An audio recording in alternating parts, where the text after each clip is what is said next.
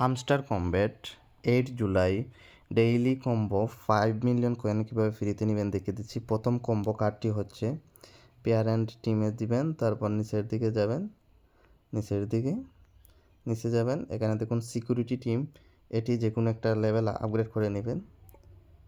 সাথে সাথে আমাদের প্রথম কম্বো কার্ডটি আনলক হয়ে গেছে। এখন আমরা সেকেন্ড কম্বো কার্ডটি আনলক করব। সেকেন্ড কম্বো কার্ডটি আনলক করতে হলে স্পেশালসে দিবেন। স্পেশালস থেকে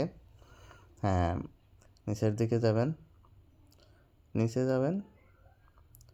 আরও নিচে টপ 10 গ্লোবাল র্যাঙ্কিং, এটার যে কোনো একটা লেভেল আপগ্রেড করে নেবেন।